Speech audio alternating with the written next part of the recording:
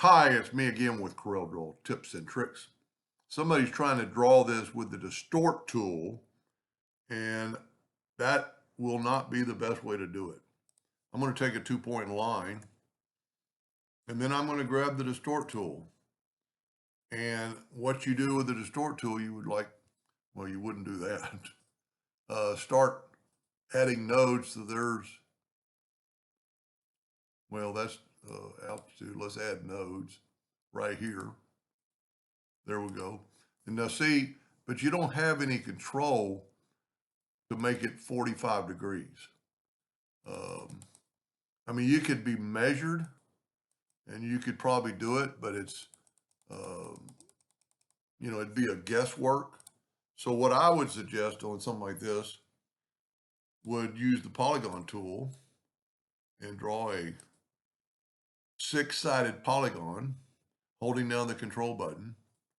And then I'm going to hit P, put it in the center page. And then when you figure out how big you want the stripe to be, how thick, I would go like 0.5 of an inch, make a duplicate of that, move it down. So that's not enough. So let's go. So there's 1.5 inches. So what I would do now is take my Smart Fill tool. See, that's exactly 45 degrees. And I'm going to take that shape. The Smart Fill made a new shape. Now we can get rid of this.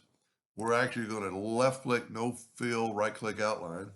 And we're going to Control D, and we're going to mirror it the other way, and we're going to put that node on top of that node. That doesn't really look right, but I guess it is. And then Control D, mirror it again, and don't do that. Try to get the 4-sided cross and put it, it'll snap right to it if you have Snap to Object. Snap to Object, I'm going to go ahead and do Snap to Guideline. And then let's do it one more time. I hit the plus key. I'm going to mirror it again. Well, maybe I didn't make my plus key sometimes doesn't work. So Control D. That's the only thing I don't like about Control D. And then we're going to mirror it. And then you could get that 4-sided cross and go like right there. So that's pretty much what I have here. Now I'm going to select all this, and I'm going to go and I'm going to weld it. So that's going to get rid of those lines. That's it. Identical to what I did earlier. And you could make it longer or whatever you want. Then you'd want to figure out how far you want them apart. And let's just try that 1/2 inch. So we need like 1.5 inches. So let's change our nudge factor to 1.5. Well, that's not enough. Let's make it 2 inches. Control D, move it down. There we go. Control D, Control D, Control D. Now, if you wanted to, you could fill all these in because there are 6 objects. We're going to go ahead and use red. I'm going to take away the outline. And then here, he didn't specify doing this. He just wanted to know how to draw this.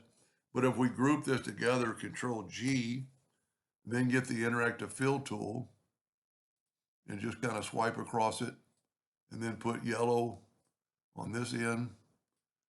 I think I put an orange in the middle, which is kind of overkill. Well, you know what? Let's put an orange on the end and put red in the middle.